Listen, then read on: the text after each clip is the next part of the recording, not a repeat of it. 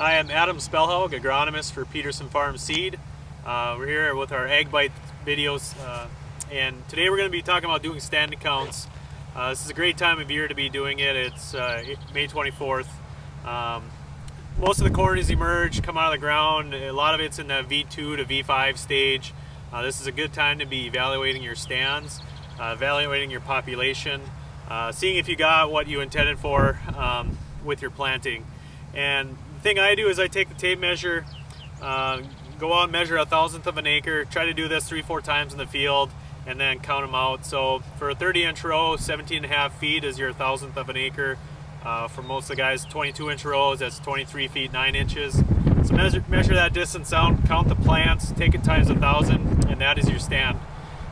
You want to be within 1,500 to 2,000 of your intended population. So if you're going for 33.5, into that 32,000 is ideal. We've had some stand count issues this year due to the drier weather, so it's probably a good time to be out looking at your stands. The other thing I really like to do is evaluate your stand as well. How well of a job did your planter do planting?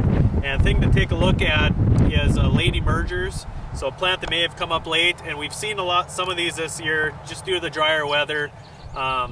Maybe that seed didn't absorb the moisture as early.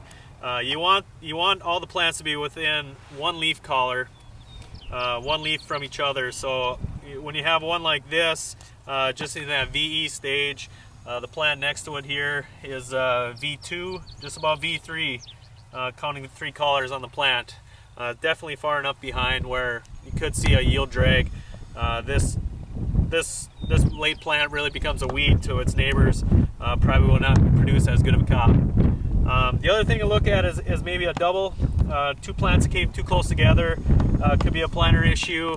A lot of times you'll see a skip ahead of that, just that seed jumped in the seed tube down the row and missed. Otherwise, sometimes you'll see that actual true double where the spacing is good. It just, the finger unit maybe picked up 2, the vacuum unit maybe sucked in 2. Taking a look at those and trying to minimize those as much as possible. So this is our early planting date study in my Ole and Sven plots. So I do multiple planting dates throughout the year. Normally I get 4 or 5.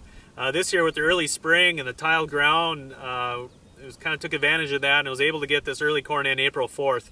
I did have, however, we all know how cool April was. Take a little while for it to come out of the ground. It did emerge about the end of April. In that V4, just about V5 stage right now, looking pretty well. As you can see, it's time for get some good weed control. We'll be doing that here tomorrow. Like a lot of you, going out and take a look at your cornfields now and applying that first shot of Roundup or Caprino, Lotus, Status, things like that. Definitely throwing in a tank mix along with your Roundup's a good idea. So this is the early planting date study for our soybeans in the Ole and Sven plots. I also planted on April 4th. I had the planter out, figured might as well. Hoping to maybe simulate some early frost injury, but we never did receive that either. And as you can see, the beans are looking really good. Already have the first trifoliate out, pushing on the second trifoliate. So it's really surprising how well these beans are doing being planted that early. I did use a seed treatment on them. I think that definitely did help preserve some vigor in the seed before emergence. Be interesting to follow these through and get some weed control going here now on the bean plots, and do have some more plantings to do yet. Normally we follow through our plantings all the way through about the 4th of July will be our last planting on soybeans. So this year I'll have quite a few studies to look at on planting dates.